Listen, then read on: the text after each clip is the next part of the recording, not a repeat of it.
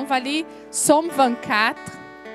Et je veux juste déclarer ce que c'est écrit ici. Porte, élevez vos linteaux. Élevez-vous, porte éternelle, que le roi de gloire fasse son entrée. Qui est ce roi de gloire? L'Éternel, fort et puissant. L'Éternel, puissant dans les combats. Porte, élevez vos linteaux. Élevez-le, porte éternelle. Que le roi de gloire fasse son entrée. Qui donc est le roi de gloire? L'Éternel des armées. Voilà le roi de gloire.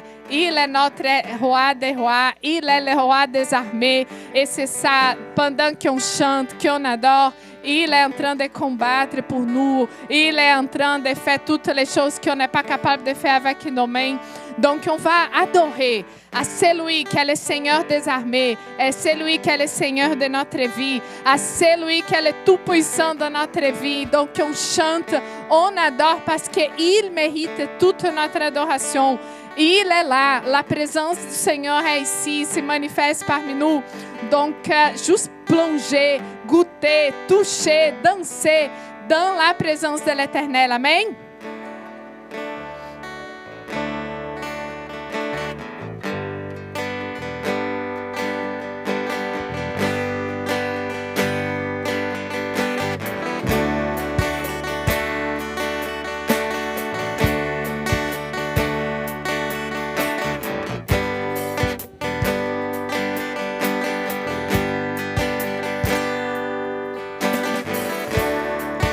Tu es notre espoir, rien n'a plus de valeur, rien n'est si grand et rien n'est plus beau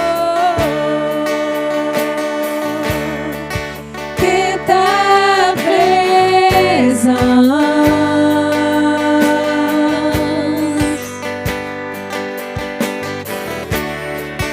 J'ai goûté, l'amour est plus doux, mon cœur est infini et ma honte disparaît.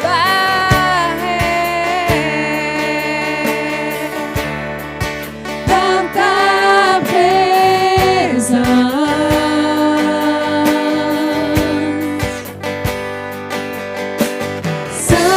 Saint-Esprit, tu es bienvenue, inonde ce lieu et remplit l'atmosphère. Seigneur, le cœur soupire après ta gloire. On vient nous saisir par ta présence, Dieu.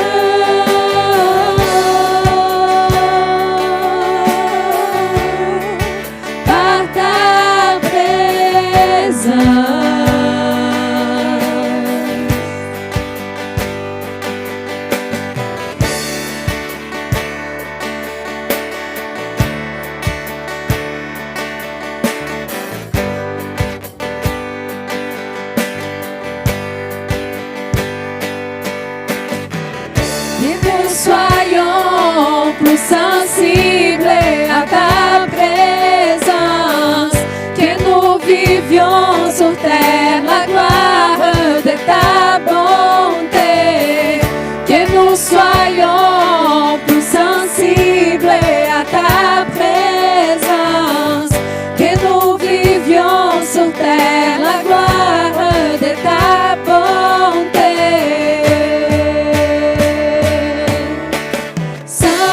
Saint-Esprit, tu es le bienvenu, inonde ces lieux et remplit l'atmosphère. Seigneur, nos cœurs soupirent après ta gloire. On vient nous saisir par ta présence, Dieu.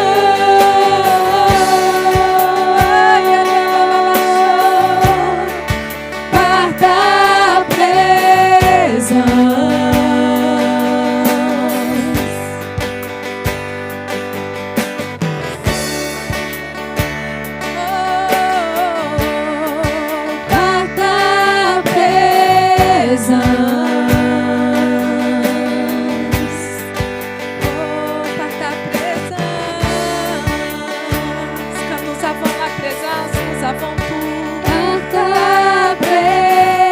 C'est dans la présence qu'on rencontre la paix, la joie, la plénitude de la vie de Dieu. Par ta présence. Par ta présence. C'est dans la présence que nous sommes conscients de tout qui nous a déjà, qui nous appartient en Christ. Oh, par ta présence. c'est dans la présence que notre pleurs se transforment en joie. C'est dans la présence que l'angoisse, elle change pour la paix. C'est dans la présence que la peur s'enfuit et la foi est activée. C'est dans la présence quand on tourne notre yeux vers le Seigneur. On regarde juste à lui. Toutes les choses que le Seigneur a pour nous se manifestent dans le naturel quand on choisit de regarder le Seigneur par la foi. Oh, par ta présence. Peut-être que vous attendez des choses que tu ne vois pas avec les yeux naturels, mais je veux vous garantir, rien n'est plus grand, est plus puissant et meilleur que la présence. Et la présence est déjà disponible. Et dans la présence, on rencontre la foi pour persévérer notre jour à jour en joie, en plénitude, dans la pleine force de l'Éternel. C'est seulement dans la présence que c'est possible. C'est seulement dans la présence qu'on est capable de tourner nos regards, d'enlever les regards des choses naturelles et les regarder les surnaturels. Oh, c'est dans la présence. Oh, cherchez la présence. Ayez soif par la présence. Ayez faim dans votre cœur par la présence. Cherchez pas d'autres choses, mais pendant que tu cherches et tu trouves la présence, tu rencontres tout ce que ton âme a besoin. Tout ce que ton âme a besoin. Et je vous garantis, le diable, il peut même essayer de toucher dans divers domaines de notre vie, mais il ne peut pas toucher dans la présence et dans l'amour de Dieu. Il ne peut pas voler l'amour et la présence de Dieu. Oh, Yarabaya Shoriandaraya So.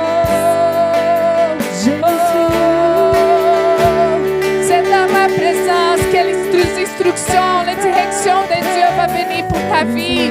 C'est dans la présence que les réponses vont venir. Cherchez pas ailleurs, cherchez pas d'autre chose que la présence. Oh, dans la présence.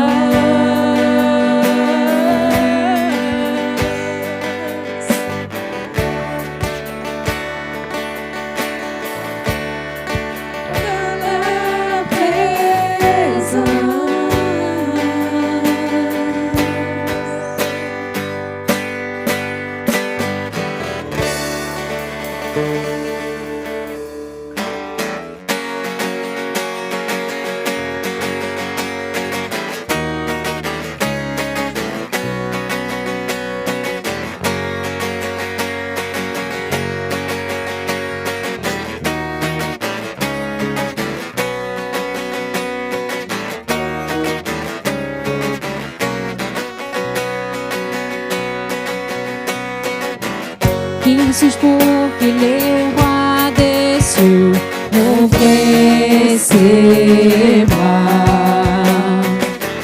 Près du maître trouvé par sa grâce, son amour pour moi, son amour pour moi. Il m'a libéré,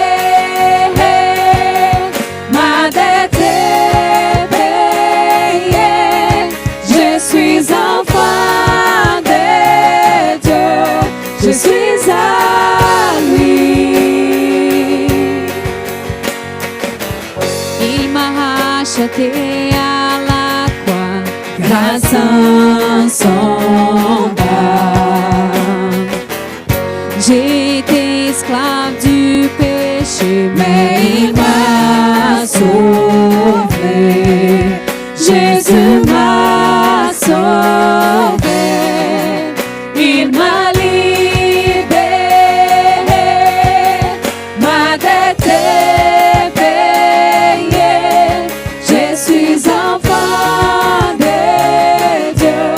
je suis à lui. Et dans sa maison, j'ai trouvé ma place. Je suis enfant de Dieu, je suis à lui. Je suis choisi et affranchi. En toi je sais qui je suis. Tu es pour moi, pas contre moi. En toi je sais qui je suis. Je suis choisi et affranchi. En toi je sais qui je suis. Tu es pour moi, pas contre moi. En toi je sais qui je suis. En toi je sais qui je suis. Il m'a libéré,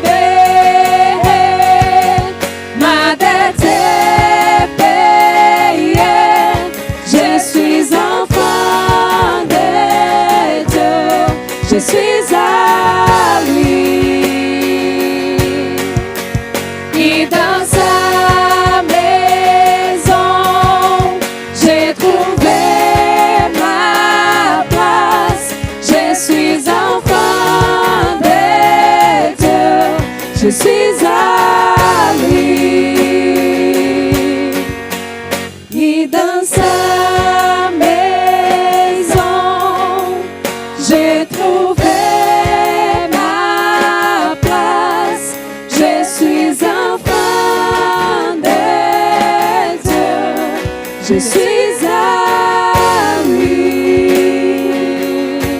Alléluia, dans la présence, qu'on se rappelle de qui nous sommes en lui et on se rappelle qu'il est bon. En tout temps, il est bon et on va chanter qu'il est bon.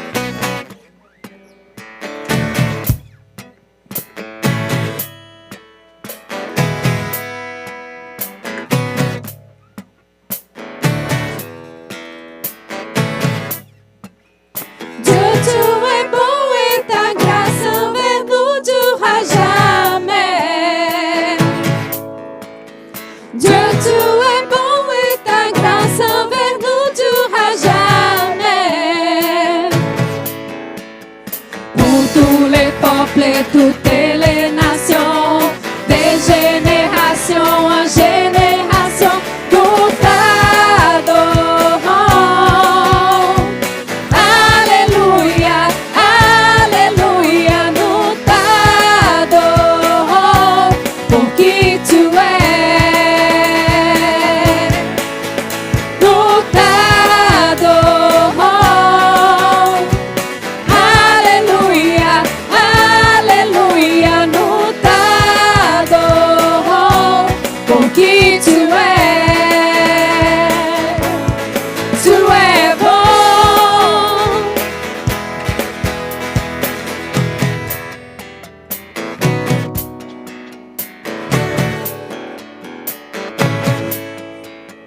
Dieu, tu es bon et ta grâce envers nous durera jamais.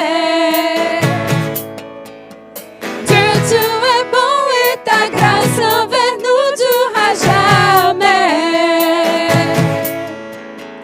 Pour tous les peuples et toutes les nations, des générations en génération, nous t'adorons. Alléluia, Alléluia, nous t'adorons pour qui tu es. Nous t'adorons. Alléluia, Alléluia.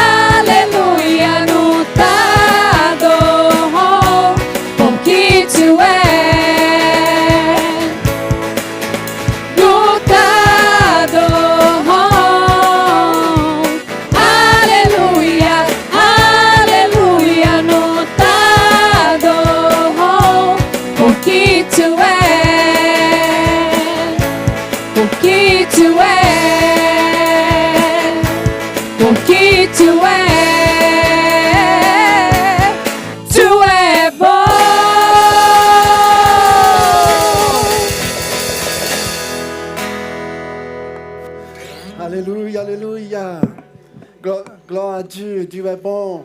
Amen, alléluia. Avant que tu vas s'asseoir, prendre ta place, on va faire une chose, on va saluer uns et les autres, on va donner un câlin, on va bénir uns les autres pour cette écoute et que la grâce du Seigneur soit avec chacun de vous. Prenez ce temps, ou si tu peux prendre une photo pour les réseaux sociaux, profitez. Oh, alléluia.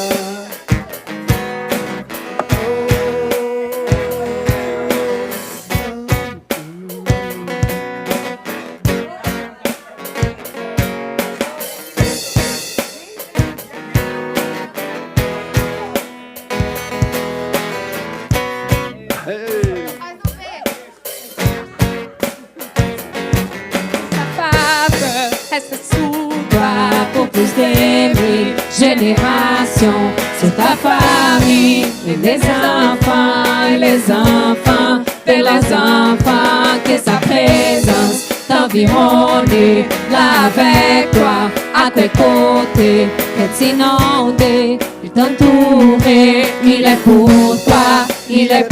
toi, dès le matin jusqu'au coucher, à chaque pas, veillant sur toi, dans les larmes et dans la joie, il est pour toi, il est pour toi, il est pour toi, il est pour toi, il est pour toi, il est pour toi, il est pour toi, il est pour toi. Alléluia. Tu peux prendre ta place maintenant. Alléluia. Je veux savoir qui dans cette semaine a fait fête d'anniversaire, soit de mariage, soit de vie. On veut prendre ce moment pour prier pour vous. Il n'y a pas de personne. Alléluia. Donc, je vais passer pour les annonces de notre semaine. J'aimerais vous rappeler que l'écoute de mercredi est passé à jeudi, ici à l'église, à 19h. On va avoir notre culte qu'on appelle l'écoute du Saint-Esprit. C'est un bon moment d'être plus profond dans la parole du Seigneur. On a eu la semaine passée les premières écoutes au jeudi. Était tellement merveilleux, moment de louange et d'enseignement de la parole du Seigneur. Donc, on a reçu beaucoup. Alléluia, glória ao Seigneur. Donc, prochain dimanche, nous serons ici aussi, à la même heure, 10h30, pour l'écoute de la famille. Vendredi, nous avons l'écoute de prière à 21h par Zoom. Donc, on se connecte par Zoom et on se parle là, on apporte des motifs de prière. Ensemble, nous prions et on a de bons résultats à chaque moment qu'on prie, des gens qui sont bénis dans la santé, dans plusieurs situations dans sa vie.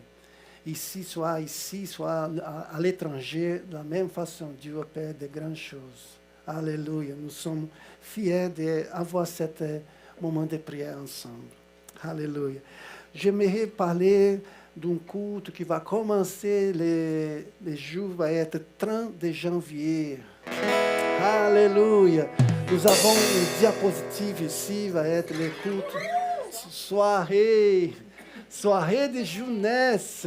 Uau! Si tu as um cœur jeune,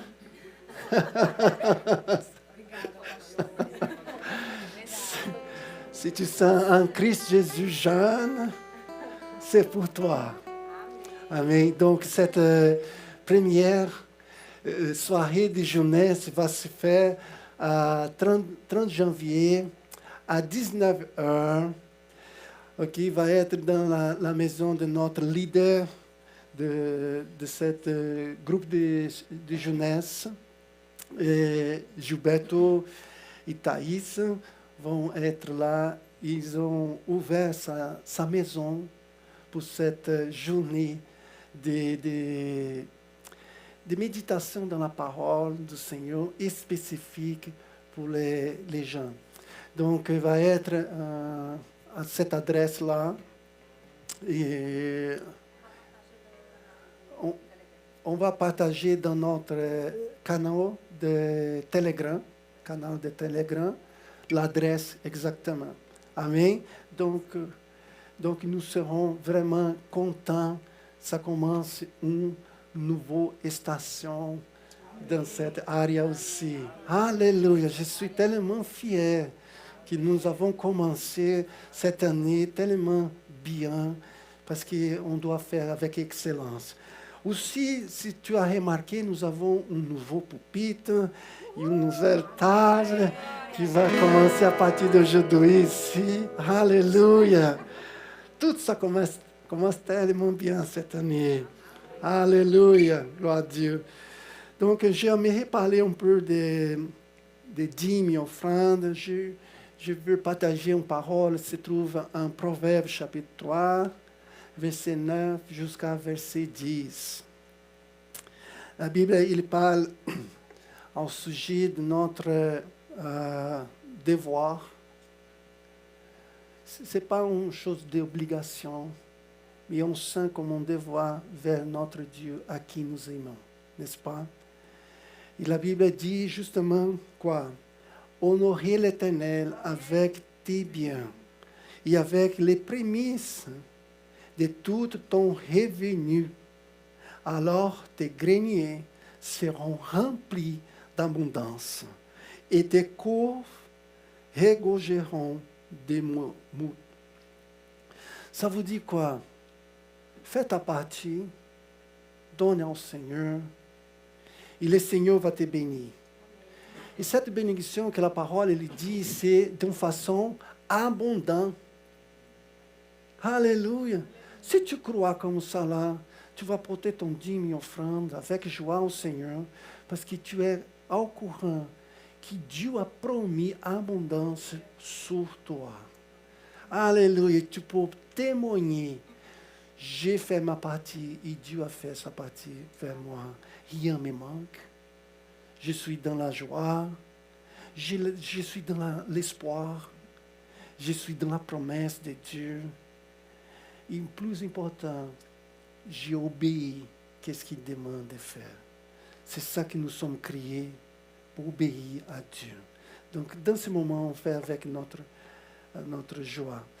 Il y a deux façons de faire.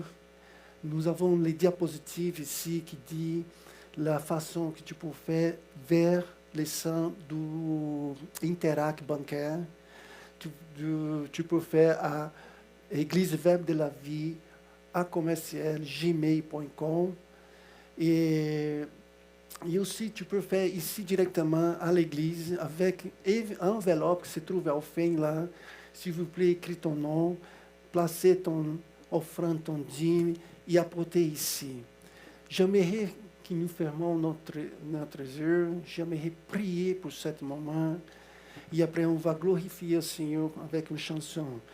Père éternel, Dieu Tout-Puissant, merci Seigneur pour votre présence dans cette place. Père éternel, a joie dans notre cœur, Seigneur, d'obéir ta parole et de te servir avec ce que tu donnais à nous. Ce n'est pas notre force qui acquérit les biens pour nous, mais c'est ta grâce.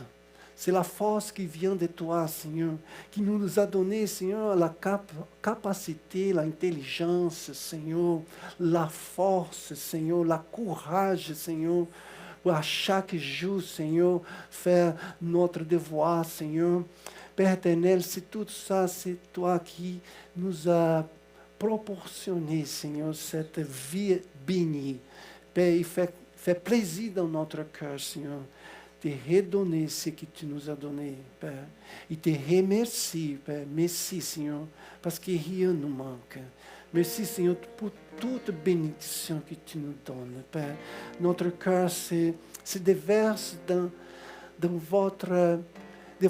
votre amour, devant votre miséricorde, devant votre parole, Seigneur, qui est vraie, devant la parole des promesses que tu nous as données, Seigneur, et qui est jour à jour, s'accomplissent, Seigneur, selon comme tu as dit. Tu es grand et tu es fidèle, Seigneur. Père éternel, nous te remercions pour chaque vie, Seigneur, qui comprend ta parole et est obéissant à toi. Nous savons, Seigneur, ce n'est pas par notre parole, Seigneur, qui faisons ça, mais c'est toi, Seigneur, qui parle directement au cœur de chacun, Seigneur. Et il sent dans son intérieur, il comprend dans son intérieur spirituel qu'est-ce qu'il fait pour t'aimer. Merci, Père, au nom du Seigneur Jésus-Christ. Amém e amém. Chantons.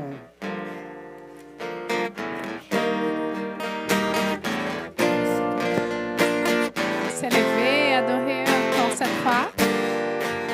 Tout Abraham, elle est tout fidèle, la éternelle. Encore et encore, oui, tu nous as prouvé que ta parole est vraie. Quand vient l'ouragan et souffler l'évangile, ne tremblez pas. Maintenant, je sais ce que tu promets, oui, tu le feras. Tu es fidèle et bon pour moi. Tu es fidèle et bon pour moi. Oui, dans l'allégresse et dans la détresse, je louerai ton nom. Tu es fidèle et bon pour moi. Oh, il est fidèle, il est bon. Toute éternité, le monde est beau passer, ta parole est certaine. L'histoire est témoin, tu tiens tout dans ta main, tu es fidèle et vrai. Quand vient l'ouragan et souffler l'évangile, ne tremblez pas. Maintenant, je sais ce que tu promets, oui, tu le feras. Tu es fidèle et bon pour moi. Tu es fidèle et bon pour moi. Oui, dans l'allégresse et dans la détresse, je louerai ton nom. Tu es fidèle et bon pour moi.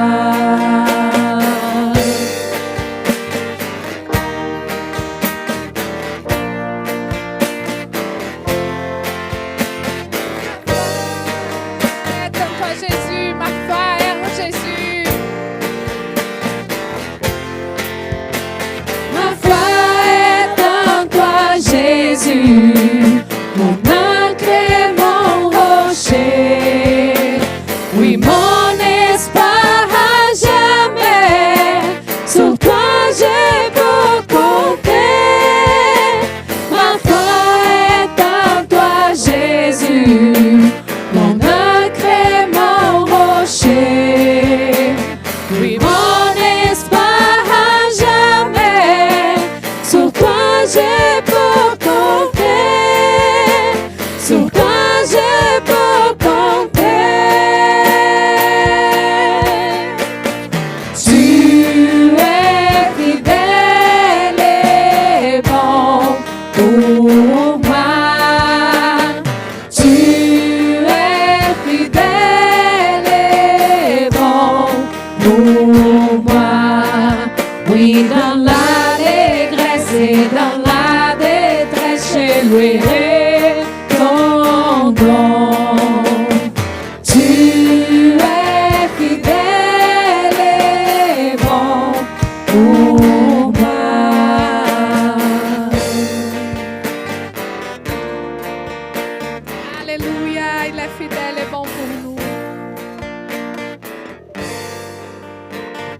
Alléluia. Est-ce que Dieu est bon et fidèle pour vous? Est-ce que vous vivez de cette fidélité? Amen. Vous pouvez vous asseoir, puis j'aimerais remercier le groupe de louanges pour la louange de ce matin. Dieu est bon. Dieu est toujours bon. Amen. Alléluia. Tu sais, aujourd'hui, je vais partager un petit peu par rapport à la foi. Puis j'aimerais vous donner une indication d'un livre. En fait, il y a beaucoup de monde qui ont la difficulté de se maintenir dans la parole à tous les jours. Parce qu'ils prennent les livres très épais.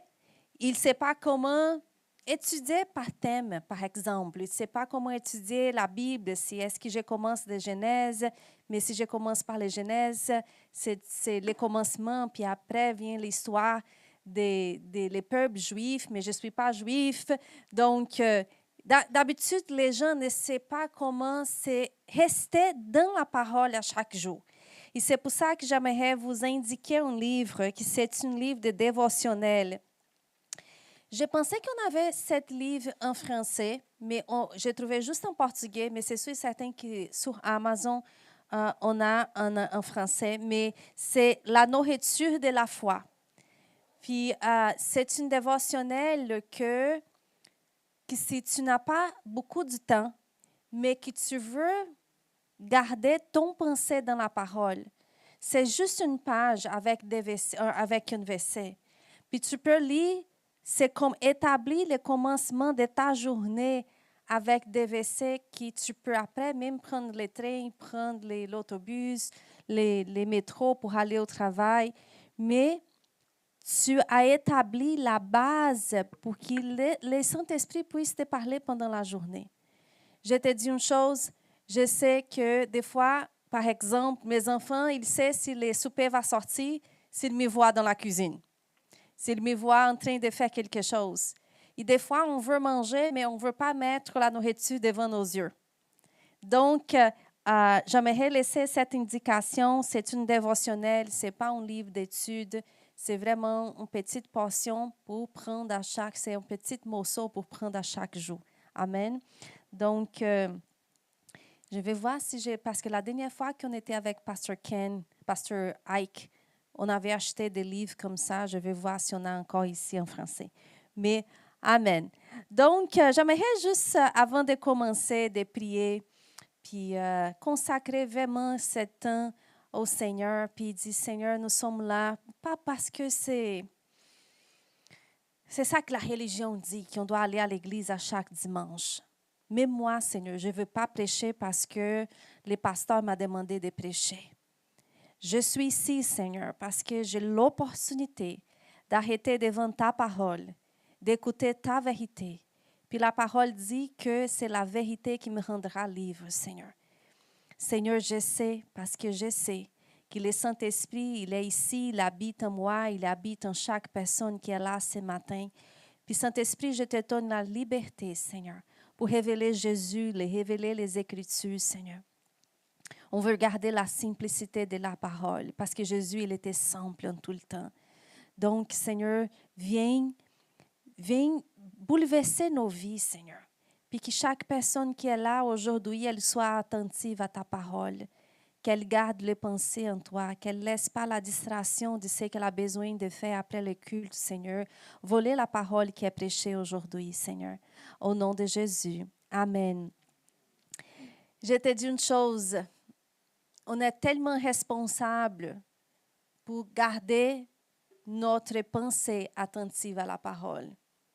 Il y a des mondes qui viennent en culte, puis il y a des gens qui reçoivent la parole, qui sont sortis avec une révélation, avec quelque chose qu'elle cherchait, une parole qu'elle avait besoin d'écouter, mais il y a du monde qui vient et dit « j'ai rien reçu ». Donc la parole est la même, mais la différence, c'est notre faim, soif de l'écouter puis la pratiquer. Amen. Et depuis l'année passée, j'ai des choses dans mon cœur, puis je ne savais pas que j'allais prêcher aujourd'hui, mais je vais partager avec vous ce que j'ai dans mon cœur. Je vais laisser le Saint-Esprit enlever de ce qui est déjà en moi. Mais il y a une chose que je ne sais pas si vous avez pensé à la fin d'année, parce que nous sommes au début de l'année de 2026. Puis je ne sais pas si vous avez pensé à la fin de l'année, qu'est-ce que j'aimerais avoir vécu l'année de 2025 que je n'ai pas vécu? Il y a des gens qui vont dire peut-être c'est les poids, peut-être c'est un travail, peut-être c'est comme moi, j'aimerais avoir plus de temps dans la parole. C'est toujours ma foi, ma soif, ma faim, c'est de connaître plus l'Éternel. Puis tu sais, c'est notre responsabilité de pas juste réfléchir, mais de qu'est-ce que je vais changer dans ma vie pour que je puisse finir l'année de 2026 avec tout mon désir, avec tout ce que j'avais au début de l'année. C'est ma responsabilité à moi parce que des fois on réfléchit, mais dès qu'on réfléchit, qu'on sait qu'est-ce que l'Éternel veut, des fois on dit, Seigneur, quand on était dans la pandémie, je veux aller à l'église, mais l'église est fermée. Puis après, l'église est ouverte, puis les gens ne viennent pas à l'église. Seigneur, j'aimerais avoir un travail, puis elle commence à avoir un travail, mais dès qu'elle commence son travail, elle commence à murmurer parce qu'elle est très fatiguée. Puis je te dis, ce qui va révéler notre maturité, ce n'est pas les résultats. Écoute, qu'est-ce que je veux dire? Ce qui va révéler notre maturité, ce n'est pas les résultats, mais c'est notre constance.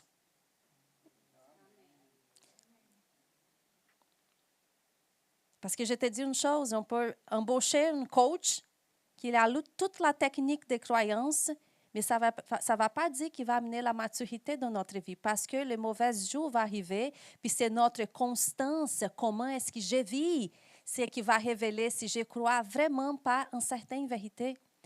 Puis des fois, on voit des choses qui sont encore dans notre vie qu'on doit changer, et c'est correct. Dès que je dis, Seigneur, je vais marcher avec toi, je vais vivre ma vie avec toi et je ne vais plus accepter ne pas avoir envie des fois. Amen. Alléluia. Et je vous dis une chose, la vie des fois, ce n'est pas une vie ordinaire dans le sens qu'on va faire ce que la foule fait. La vie des fois va nous forcer à enlever nos yeux du naturel et mettre nos yeux dans la parole. Et je suis vraiment content parce que avant Jésus, on n'avait pas un modèle comment vivre la vie ici sur la terre. Avant Jésus, on ne savait pas comment est-ce qu'un fils de Dieu devrait vivre. Avant Jésus, les gens connaissaient juste la religiosité. Je dis une chose, j'étais en train de... Tu sais, l'intelligence artificielle, des fois, elle nous aide. Des fois, ce n'est pas bon, mais des fois, elle nous aide. J'étais en train de regarder une émission sur YouTube qui transforme la Bible, la façon qu'ils ont construit le tabernacle dans le désert, sans aucune expérience, mais à cause qu'ils comprenaient la volonté de Dieu, ils ont obéi. Donc, ils prennent les versets, puis ils bâtissent toutes les images avec les versets. Ils créent une histoire de la Bible pour qu'on puisse voir comment le peuple d'Israël, quand ils ont bâti les premiers temples, qu'ils ne pouvaient même pas avoir de bruit, des ferramentas, outils, là,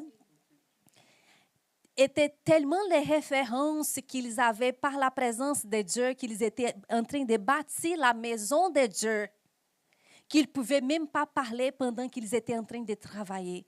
Il fallait avoir tellement la consacration parce qu'ils étaient en train de bâtir la maison pour les dieux vivants. Puis je vous encourage, j'étais en train de voir, je ne sais pas si c'était anglais ou en portugais, mais comme je dis à Horst, en tant qu'ingénieur, ta tête ne va même pas comprendre qu'est-ce que le peuple d'Israël faisait. Parce que des fois, on voit les gens qui servaient à Dieu par la religion, par la loi. Mais ils avaient tellement de révérences par la parole. Puis aujourd'hui, on vit comme si la parole de Dieu, on va essayer. Si ça ne marche pas, je vais continuer ma vie ordinaire. Pas cette année, pas ici. Ici, on va vivre par la foi. Ici, on va planter dans notre vie et on va récolter les résultats de notre foi dans la parole de Dieu. Il y a des gens qui disent, peut-être vous avez déjà écouté, pourquoi est-ce qu'aujourd'hui on ne voit pas assez de miracles comme on voyait dans l'Ancien Testament? Parce qu'aujourd'hui, on n'a pas assez du monde pour croire en Dieu comme les gens de l'Ancien Testament croyaient. Dieu n'a pas changé. C'est au contraire, aujourd'hui, on devrait marcher avec plus de miracles parce qu'on a Dieu en nous, on a la parole en nous, on n'a pas le péché qui opère dans notre esprit comme il avait dans l'Ancien Testament. Mais les gens aujourd'hui, ils activent des versets bibliques selon ce qu'elle va essayer. Si ça ne marche pas, tu sais, je n'ai pas besoin vraiment que Dieu donne-moi la nourriture. Je n'ai pas besoin de croire que la nourriture va tomber du ciel. Je peux travailler et je peux acheter. Et comme ça, on vit une vie ordinaire. Mais je veux aujourd'hui nous lancer le défi de vivre une vie où Dieu va mettre les extras avec l'ordinaire et on va vivre les extraordinaires cette année. Et je ne dis pas cette parole parce que je veux vous encourager à crier avec moi et sortir d'ici parce que, comme plein de joie, « Oh, quelle bonne parole! Aujourd'hui, j'ai reçu une parole de foi. » Non, je suis ici pour faire un défi, à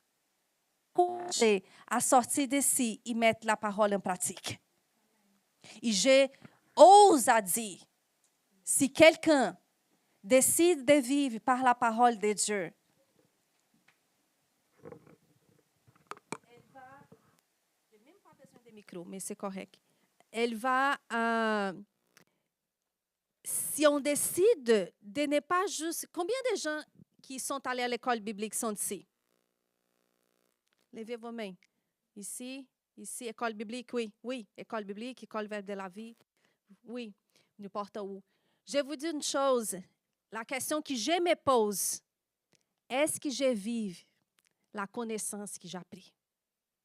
Parce que ce n'est pas la connaissance en soi qui va nous rendre libres, c'est croire, et si je crois, je vais mettre en pratique. Amen. Donc, on va vivre cette année par la foi. Il y a un mot qui peut-être ce n'est pas pour vous, mais c'était pour moi. L'année passée, j'ai fait un voyage aux États-Unis, c'était au mois d'octobre. Et j'ai eu une conversation avec une femme, ça fait des années qu'elle habite aux États-Unis, mais elle a dû déménager d'un État à l'autre. Puis, j'ai parlé à elle, j'ai dit, comment est-ce que tu te sens après ton déménagement? Parce qu'elle était obligée de déménager à cause du travail de son mari. C'était parce que ce n'était pas quelque chose qu'elle voulait. Puis elle a dit, Juliane, c'était tellement difficile parce qu'il n'y a pas l'église Verbe de la vie. Moi, j'étais habituée avec la parole de la foi. Puis on a commencé à chercher une église. On a trouvé une église, les Mega Church.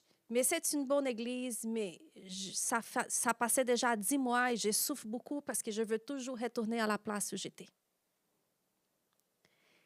Et ce qui a sorti de ma bouche, ça fait 4 mois qu'il parle à moi. Et j'espère, peut-être pour vous, ça ne va pas parler aussitôt qu'il a parlé à moi, mais quand je dis, écoute, il faut défaire les valises. Ça fait déjà 10 mois que tu es dans la nouvelle ville, que tu es dans une nouvelle place, mais tu n'as pas défait les valises. Donc, tu vis toujours avec cette attente. Seigneur, je ne suis pas content avec ce que je suis maintenant dans cette saison. Mes valises sont toujours prêtes. Et dès que tu parles à moi, je vais retourner à l'ancienne place. Je dis, ce n'est pas comme ça qu'on vit. On vit comme ça. Si Dieu nous a amenés à une place, on va être fidèle, on va vivre avec toute notre force. Puis les moments que Dieu a dit, demain, tu vas partir, fais les valises. Tu vas partir, mais tu vas vivre avec l'intensité.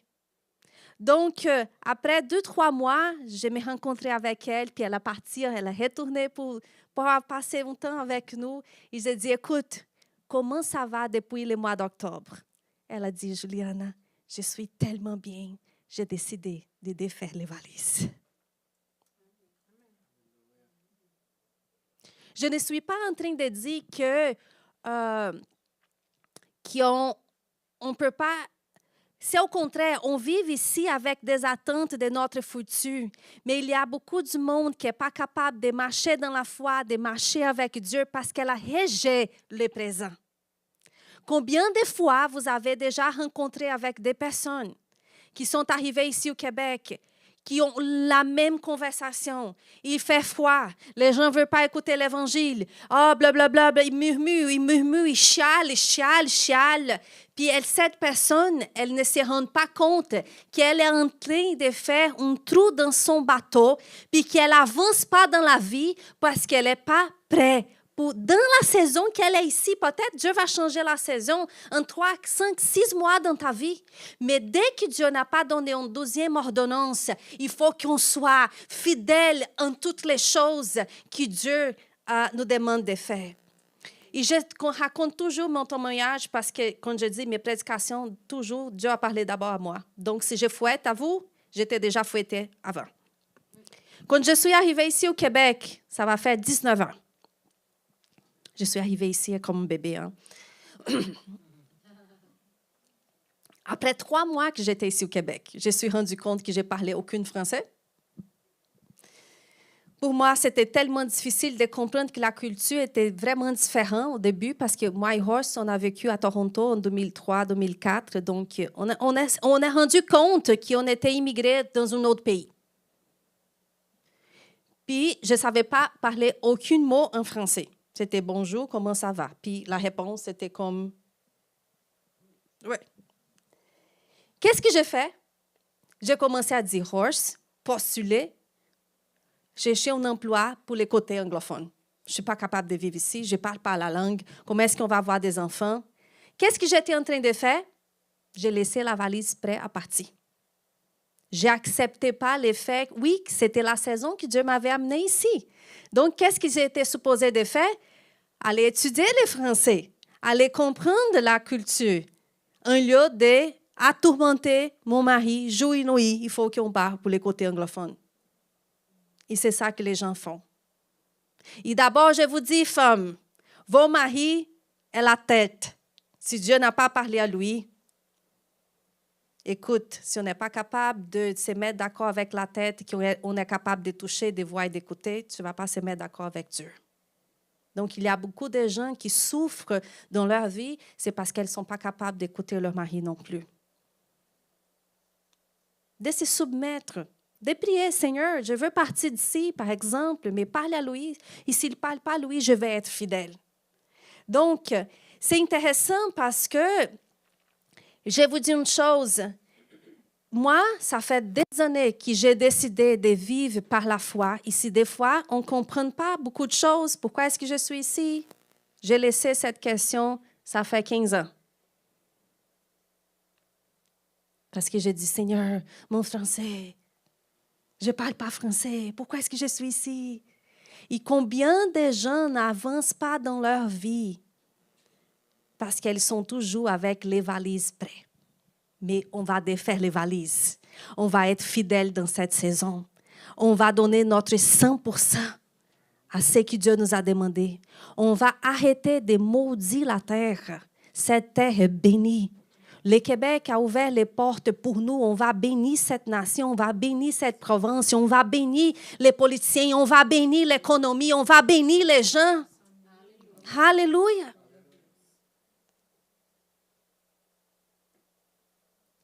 Je ne sais pas vous, mais j'ai donné ma vie au Seigneur quand j'avais 18 ans.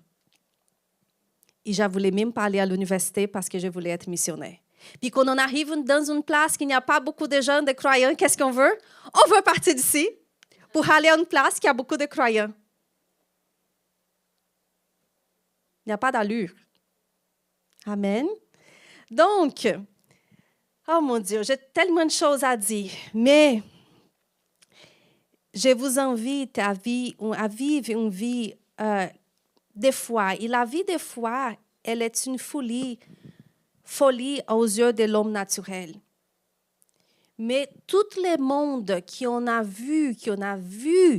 ont vécu par la foi, qu'ils ont récolté des résultats surnaturels, ils ont fait des choses qui, aux yeux de l'homme, étaient la folie. Et je vous dis une chose, si vous voulez vivre par la foi, puis si vous voulez obéir à Dieu, les gens vont vous regarder et dire, elle est fou, elle est folle, il est fou. Qu'est-ce qu'ils sont en train de faire? Andrea. On ne peut pas accepter que les gens comprennent ce que Dieu nous demande de faire. Vivre par la foi va nous demander de faire les choses contre ce que tout le monde fait. Mais on va saisir, on va recueillir, on va avoir des résultats surnaturels. Amen.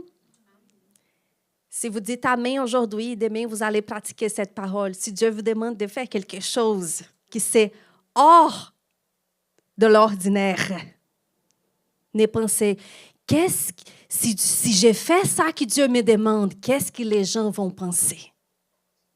Oui, les gens vont penser que tu es fou, mais c'est correct. C'est une fou pleine de la foi. Amen. Et avant de commencer à lire les textes que j'ai pour vous, tu sais, j'étais en train de réfléchir. J'ai tellement de choses. Attends pas. J'étais en train de réfléchir par rapport à... J'ai toujours fait des réflexions par rapport aux gens qui ont fait des grandes choses pour Dieu dans le passé. Puis moi, j'étais en train de penser des gens qui ont vécu des miracles. Les gens qui ont vécu des miracles dans le passé, dans la Bible, c'était des gens ordinaires comme moi et toi. Ne pense pas qu'Abraham, ne pense pas que David étaient des gens différenciés, c'était des gens ordinaires comme moi et toi. Puis, j'étais en train de penser, par exemple, par rapport à Noé. Imagine-toi, Noé, il a 500 ans. Donc, tu n'as pas d'excuses. Est-ce que quelqu'un a 500 ans ici? Non? Est-ce que quelqu'un a 500 ans ici? Non? C'est parce que Dieu ne met pas de limites selon notre âge. Imagine-toi que Dieu a demandé à Noé de bâtir un bateau, une arche. Puis les gens posent la question à lui, qu'est-ce que c'est une arche? Les gens ne connaissaient pas le bateau. Puis il a dit, je ne sais pas, mais je vais obéir à ce que Dieu m'a demandé de faire. Imagine, mais pourquoi est-ce que tu vas bâtir une arche? Parce que ça va tomber une pluie. Qu'est-ce que ça veut dire pluie? Je ne sais pas non plus, parce qu'ils n'avaient jamais vu une pluie. Si vous lisez la Bible, il n'y avait pas de pluie à l'époque. C'était juste après le déluge. Donc, imagine une chose, tu vas bâtir une arche qu'on n'a jamais vue, tu vas bâtir une arche parce qu'il va venir une pluie, puis les gens vont dire, tu es fou. Mais ce n'est pas grave parce que nous sommes appelés pour être des gens qui vont faire les premières choses que jamais personne n'a vues.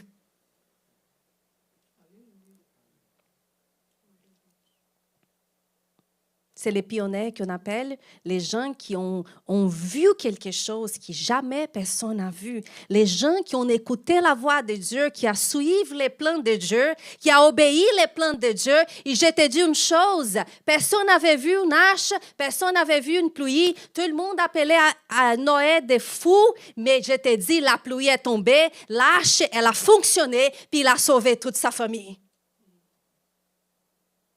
Parce que c'est lui qui marche par la foi.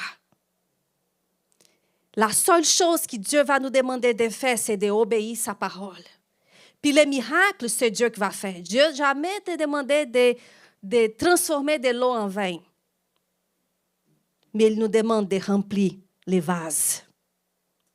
Amen. Est-ce que vous êtes prêts en 2026 d'être appelés fous et folles? Est-ce que vous êtes prêts à être appelés fous et folles devant les hommes pour être appelés femmes et hommes des fois ici sur la terre?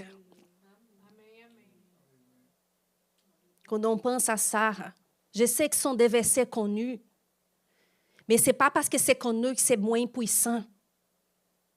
Il faut qu'on voit la Bible comme des histoires réelles. Il dit, si Dieu a fait pour telle personne, il va faire pour moi parce que Dieu ne fait pas exception des personnes. Imagine-toi que Dieu a promis Sarah avoir un bébé. Aujourd'hui, si une femme essaie d'avoir des bébés avec 25 ans, 30 ans, les gens commencent à dire, tu ne vas plus avoir des bébés. Puis tu commences à croire en cet rapport. Mais Sarah, elle a reçu une promesse. Qu'est-ce que les gens disaient? Imagine-toi, 80 ans, 90. Qu'est-ce que les gens disaient? Elle est folle. T'es folle. Penses-tu que tu vas avoir des bébés? Tu as 90 ans, tu es folle. Mais elle a marché par la foi. Et on pense que c'était juste la foi d'Abraham, mais si on va lire en hébreu, c'était la foi de Sarah. Aussi, elle était dans les héros de la foi qui l'a fait vivre la promesse de Dieu. Est-ce que tu vas croire en ce que tout le monde dit? Vous n'êtes pas tout le monde. Vous n'êtes pas tout le monde. Vous n'êtes pas tout le monde. J'ai décidé à vivre selon ce que Dieu a dit, même que les gens vont m'appeler fouille folle. Je ne veux pas vivre l'ordinaire. L'ordinaire, c'est mon côté. Mais Dieu va mettre les extras dans ma vie pour que je puisse vivre les extraordinaires. Puis on va par tous les passages de la Bible. On peut prendre par exemple David, qui était un garçon, peut-être l'âge de Philippe, 15, 16 ans. Quand on voit Gaza, les Philistins habitaient dans cette région de Gaza, des géants qui étaient vraiment des gens qui sont très grands. Mais vous voyez, David, il n'a jamais appelé les géants des géants. Il a toujours appelé les géants des incirconcis. Pourquoi? Il voulait dire, j'ai l'alliance avec Dieu. Tu n'as pas l'alliance avec Dieu. Aujourd'hui, l'Éternel va me donner ta tête. Était un garçon comme Philippe, qui a livré tout un pays, qui avait des promesses de Dieu pour eux, mais parce qu'il y avait assez de courage et des fois de marcher selon ce que Dieu dit, tout le monde gardait la bouche fermée parce qu'ils avaient peur d'être considérés fous et folles devant toute une autre nation. Est-ce que vous voulez récolter des résultats surnaturels cette année? Je vous dis, votre côté naturel va être étiré. Votre côté naturel va pas comprendre. Dans tous les exemples de la Bible, si on voit par exemple Marie, est-ce que quelqu'un a déjà vu quelqu'un qui n'a pas une relation sexuelle accoucher un enfant? Non.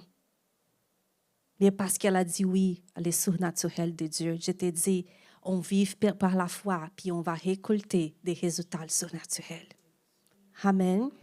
Donc, moi, j'aime réfléchir parce que quand j'ai pensé l'autre jour à Josué, parce que j'aime beaucoup de regarder sur YouTube, quand j'ai rien à faire, au lieu d'aller pour les réseaux sociaux, j'aime toujours voir des choses de la Bible.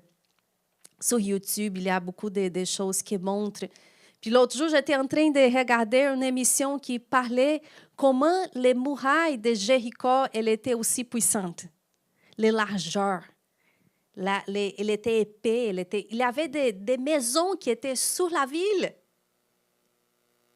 Sous la muraille. Des maisons qui étaient sous la muraille. Imagine-toi que Dieu dit, Josué, viens ici. Écoute, tu vas juste marcher avec les peuples. Je te dis une chose. J'imagine les gens qui étaient à l'intérieur de Jéricho, qui riaient du peuple d'Israël. Qui riaient et disaient, vous êtes fous, vous êtes folles, qu'est-ce que vous pensez? Nous sommes protégés par les murailles. Murailles, pensez-vous que vous allez être capable de rentrer ici? Je te dis une chose, pour marcher par la foi, on doit être prêt à être moqué. Il n'y a pas de place pour l'orgueil. Puis quand Dieu a demandé à Josué de juste marcher, sans rien dire, avec la bouche fermée, Au moment donné, qu'est-ce que c'était les commandements criés? Puis qui a fait tous les miracles, c'était Dieu. Mais il n'y a pas de compréhension rationnelle pour obéir à Dieu. Des fois, les gens n'obéissent pas à Dieu parce qu'ils pensent que je dois comprendre pourquoi est-ce que Dieu me demande de faire ça. Est-ce que quelqu'un a déjà eu la réponse de la part de Dieu? Moi, je ne pose pas cette question. Pourquoi? Je n'ai jamais eu la réponse. Si vous avez déjà eu la réponse, pourquoi?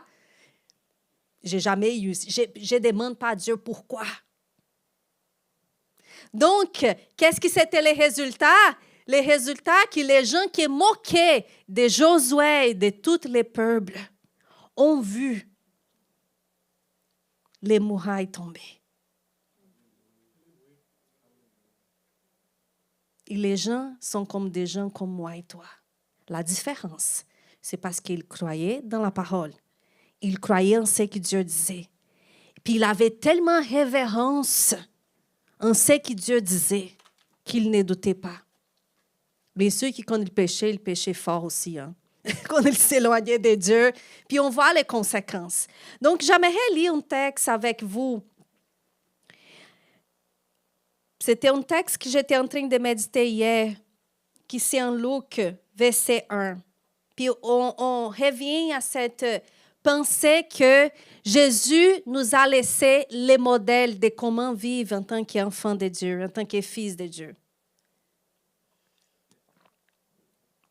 Peut-être vous dites, Juliana, j'ai pensé qu'être croyant, c'était de venir à l'église 2 fois par semaine et mémoriser quelques versets.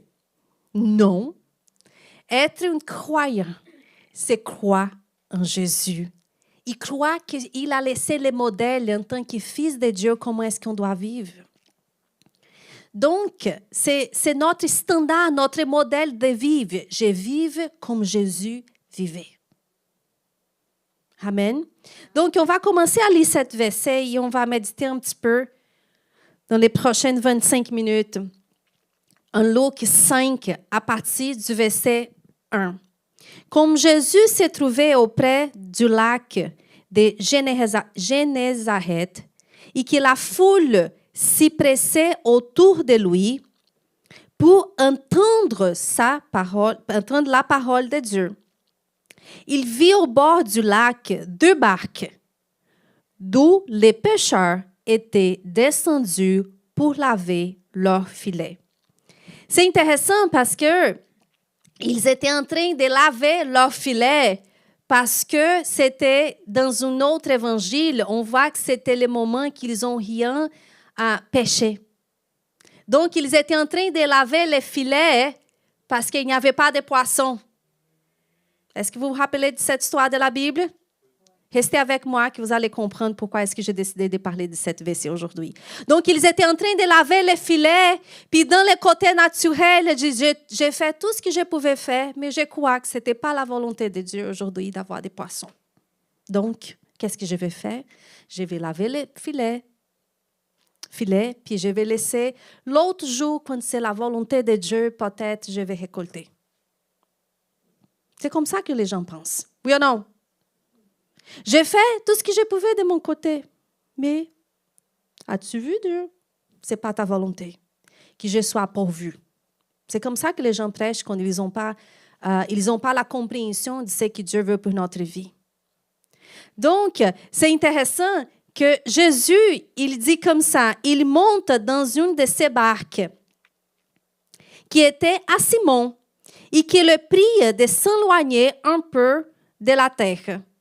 Puis, il s'assit et dès la barque, il enseignait la foule.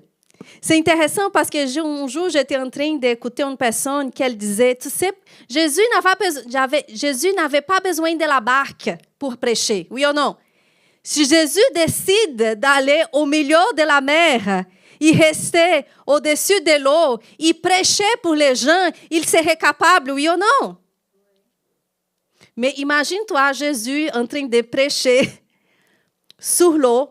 Est-ce que les gens allaient écouter la parole ou les gens allaient être tellement merveillés avec les miracles? Je te dis une chose, Jésus a demandé la barque parce qu'il voulait que les gens écoutaient la parole. Il ne voulait pas la compétition avec la parole. Et c'est intéressant parce qu'il voulait montrer à Pierre, écoute Pierre, j'ai vu qu'il y a un manque dans ta vie dans ce moment. Je sais que tu as besoin de péchés pour payer ta nourriture, pour payer les choses dans ta vie. Mais écoute, juste donne-moi la barque. Et maintenant, je vais te montrer comment est-ce qu'on va écouter la parole. Puis après, tu vas obéir la parole. Écoute, juste écoute la parole. Donc, il a mis Pierre de son côté. Puis toutes les autres barques ont resté parce que c'est normal, on n'a rien récolté, on n'a rien pêché, donc on va laisser tout à côté. Et donc ici, dans le verset suivant, il dit comme ça. Puis il s'assit de la barque, il enseigne la foule. Lorsqu'il eut cessé de parler, il dit à Simon, « Avance en plein eau et jetez vos filets pour pêcher. » Je te dis une chose, Jésus, il est tellement spécialiste en miracles qu'il veut intervenir dans toutes les situations de notre vie. Mais la question est-ce que je vous pose, est-ce que vous êtes prêts à écouter la prédication de la parole, écouter ce que la parole dit, puis obéir? Si vous dites si, oui, vous allez sortir de l'église demain, vous allez pratiquer tout ce que vous avez écouté aujourd'hui. Vous n'allez pas poser des questions, Seigneur, pourquoi, comment est-ce que je dois faire? Non, vous allez écouter qu'est-ce que Dieu vous demande de faire. Et vous allez obéir par la foi. La foi, il n'y a pas de raisonnement. La foi, il n'y a pas une explication. La foi nous demande juste d'obéir ce que Dieu nous a dit.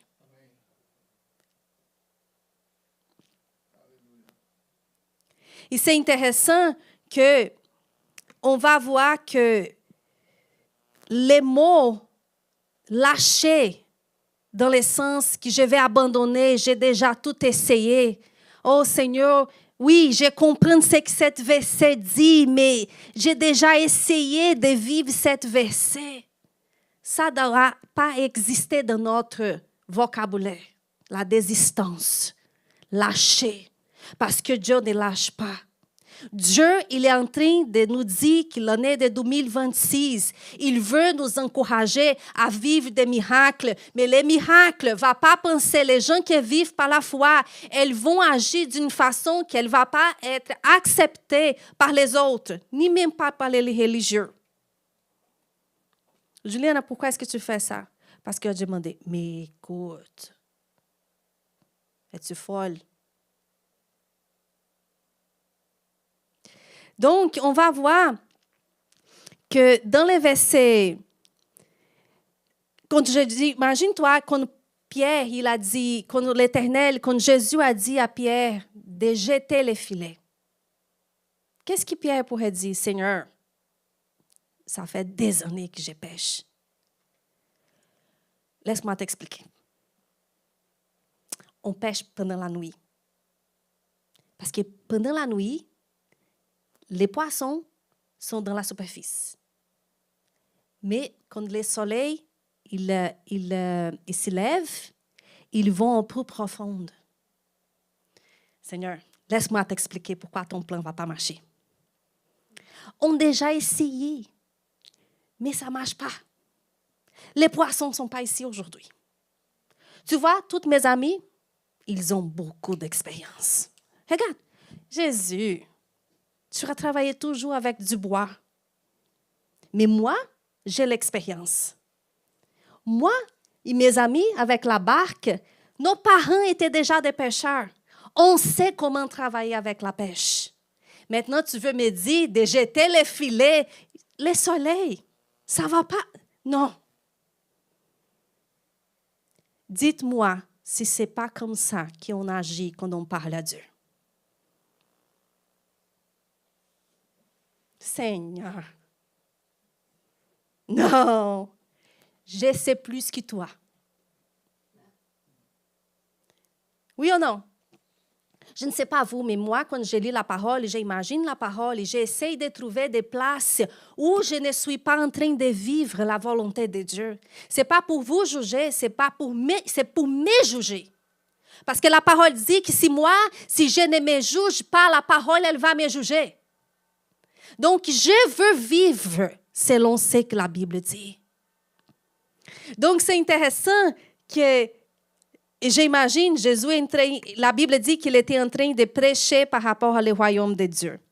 Donc, c'est intéressant qu'ici on voit dans le verset 4, quand la parole dit que quand Jésus a fini de prêcher, il a demandé, et c'est intéressant que Pierre, il a continué à écouter la parole.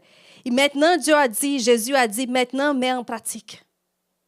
Jésus n'a même pas prêché par rapport à la pêche. Il n'a pas prêché par rapport à la prospérité. Mais il a prêché par rapport au royaume de Dieu. Comment les enfants de Dieu doivent vivre. Avec quelle autorité on doit vivre. Ici, on voit ici, avance en pleine eau et jetez vos filets pour pêcher. La foi va toujours nous demander de faire quelque chose. Je vois que beaucoup de monde pense que faire quelque chose, c'est juste de prier. Je vais demander à Dieu. Puis c'est Dieu qui doit m'amener ici. Il n'y a rien que j'ai besoin de faire. Ça, ce n'est pas la foi. La foi, elle va toujours avoir une action. Soit même la confession de la parole, c'est une action. Mais il y a des gens qui pensent que c'est juste prier. Ils disent, Seigneur, j'ai déjà prié. J'ai déjà donné dans ta main. Maintenant, j'ai besoin de rien faire. Nous sommes partenaires de Dieu ici sur la terre. Dieu va toujours nous demander quelque chose. Il va falloir toujours donner un pas de foi sans les planchers. N'attendez pas voir les planchers. Tu mets les pieds et c'est Dieu qui met les planchers, ce n'est pas au contraire. Alléluia. Et c'est intéressant que Dieu, il ne voit jamais la manque. Écoute, si vous quittez aujourd'hui juste avec cette phrase, s'il vous plaît, Dieu ne voit pas la manque. Dieu voit l'opportunité de remplir ce qui est vide. N'allez pas parler au El Shaddai de manque. Et pensez qu'il va comprendre. Oh, pauvre Marie. Oh, il a la manque. Mais tu parles à El Shaddai. À celui qui est tout puissant. Oh, il y a la manque. Dieu ne comprend pas la manque. Vocabulaire de Dieu, c'est de remplir. Qu'est-ce qu'il faisait avec la veuve dans l'Ancien Testament? Prendre les vases d'huile. Prendre les vases vides que je vais les remplir. Qu'est-ce qu'il faisait avec la barque de Pierre? Amène-moi la barque vide que je vais les remplir.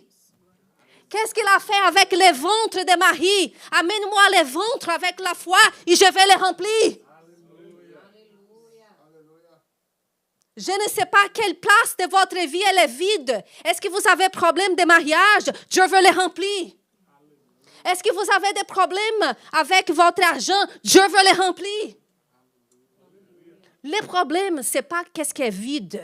Le problème, c'est de ne pas croire qu'il est capable de les remplir.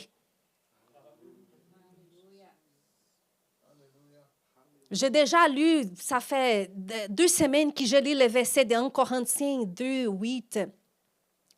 Non, ce n'est pas 1 Corinthiens 2, 8. C'est 2 Corinthiens 9, 8 qui dit que Dieu, il a pour moi, il a les extras. Dieu a pour moi, il a les extras. Dieu a pour moi, il a les extras. C'est écrit dans la parole. Donc, ce n'est pas biblique croire juste pour moi, juste pour assez. J'ai besoin de $1,000, je vais demander $1,000 et ma foi est capable de comprendre, accepter juste $1,000. Si ce n'est pas pour toi et pour avoir extra, ce n'est pas biblique. On doit penser comme, imagine-toi, Pierre, il voulait juste les filets avec quelques poissons. Et Dieu a donné quoi? 2 bateaux. Parce qu'il ne pense pas petit.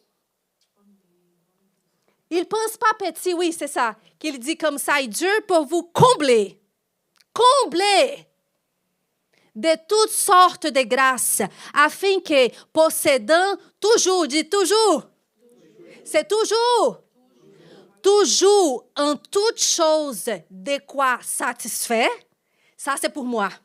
Satisfait à tous vos besoins, ça c'est pour moi. Mais aussi, vous avez encore en abondance pour toute bonne œuvre. Notre vie doit être pour être satisfait et pour avoir l'extra.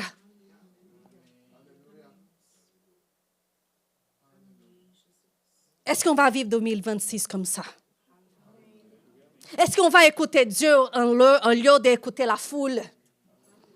Est-ce qu'on va donner du temps à la parole en lieu d'être en tout le temps de voir les choses naturelles?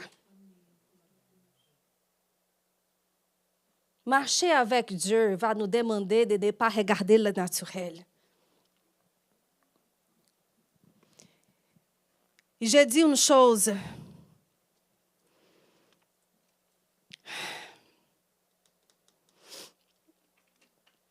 Quand je vois ici dans le verset 6, l'ayant jeté, il prit une grande quantité de poissons et leur filet se rompait.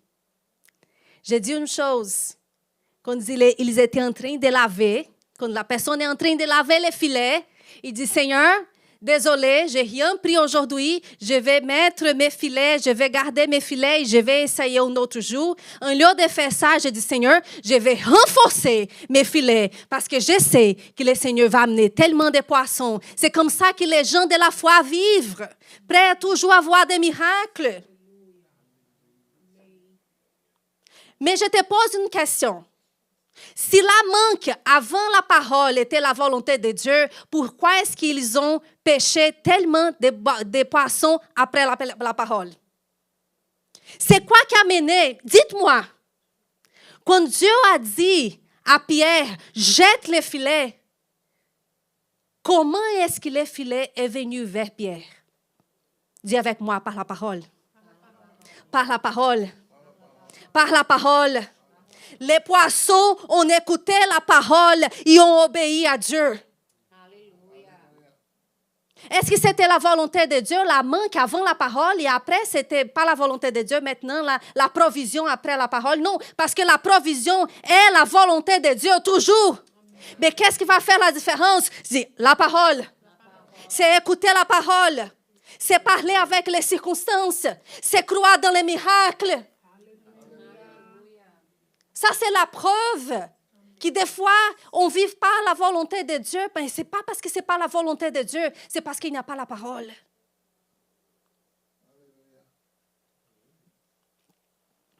J'imagine Pierre.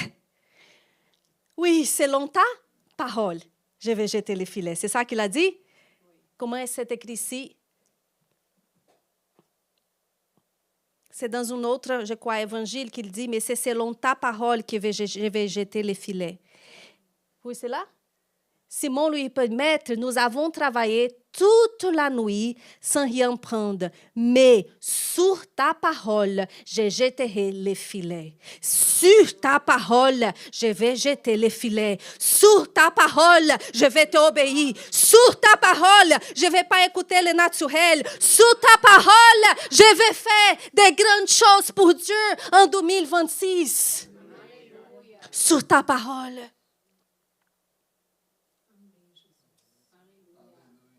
Est-ce que vous êtes prêts pour vivre des miracles? Est-ce que vous avez des vases prêts à recevoir de l'huile? 5, 10, 15, 20, 100, 200. Dieu n'a pas de problème avec de l'huile. Il a un problème avec des manques de vases.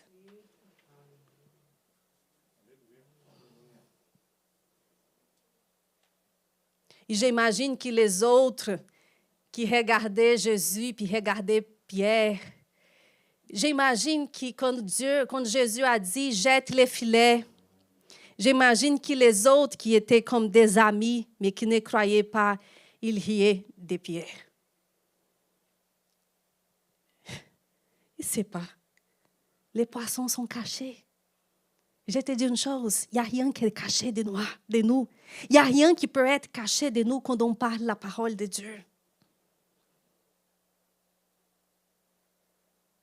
Quand quelqu'un Je sais qu'au Brésil, des fois, nos parents et des gens disaient, écoute, j'ai un rapport du médecin.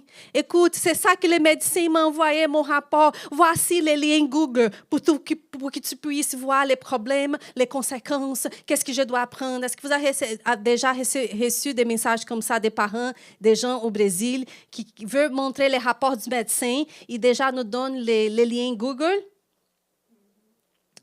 Tu n'as pas besoin de savoir les liens Google, tu as besoin de savoir Isaïe 53. Quand il y a un manque, un rapport qui nous parle, qu'est-ce que tu as besoin de savoir et c'est que la parole dit à ce sujet. Des fois, on veut tout comprendre, puis après qu'on lit tout ce qui est écrit sur Google, maintenant, je vais lire la Bible et voir qu'est-ce que Dieu a dit. Tu n'as pas besoin de savoir qu'est-ce que le monde dit, tu as besoin de savoir qu'est-ce que Dieu dit. Ça, c'est la vie de foi. Ça, tu sais qu'est-ce que les gens vont dire? Elle a perdu sa tête. Je vais te dire une chose, qu'est-ce que les gens disent? Il faut avoir l'équilibre. Ça, c'est la voix du diable cachée, en bon sens. Jésus n'agissait pas avec l'équilibre. Quelqu'un qui a le bon équilibre ne va pas nourrir une foule de 5000 hommes avec deux poissons et 5 pains. Mais même Jésus, il a fait face à la manque. Est-ce qu'on pourrait dire qu'il n'est pas avoir assez de nourriture pour nourrir une foule? Est-ce que c'est une manque? Il dit oui, c'est une manque. Jésus a vécu la manque. Mais en tant que fils de Dieu, il nous a montré comment répondre à la manque. Parce que nous sommes dans ce monde. Je ne suis pas en train de vous dire qu'on ne va pas avoir des circonstances. On va avoir des circonstances, mais Jésus nous a montré comment on doit vivre quand la manque arrive. Qu'est-ce qu'il a dit, Seigneur? Je te donne grâce. Merci, Seigneur. Puis on ne maudit pas les petites choses qu'on a, on bénit, puis la multiplication s'en vient. On ne maudit pas notre salaire parce que ce n'est pas le salaire qu'on voulait avoir. On bénit, Seigneur. Je te bénis. Puis la multiplication va venir. Seigneur, j'ai la maison, ce n'est pas assez grand comme je voulais. Mais voici, Seigneur, c'est pour toi. Je la bénis. Parce que c'est impossible de marcher dans la gratitude et marcher dans la manque de gratitude et foi au même temps. C'est ça qu'André a parlé vendredi. Si tu marches dans la gratitude, ce n'est pas que tu acceptes ce que tu vives, mais tu sais que c'est lui qui est avec toi dans ce moment difficile et il est fidèle pour changer les scénarios. Mais quand tu marches dans la manque de gratitude, tu n'es pas dans la foi. Donc, écoutez ce qui sort de votre bouche. Est-ce que c'est la murmuration? Ben, manque de foi. Est-ce que c'est la manque de gratitude? Ben, manque de foi. Parce que c'est impossible de marcher avec gratitude et ne pas marcher dans la foi. Donc, on commence à finir maintenant. C'est intéressant que j'étais en train de méditer aussi, je vais lire les derniers versets, mais avant de finir, je disais, Seigneur, quand on pense dans la femme avec la perte de sang dans la Bible,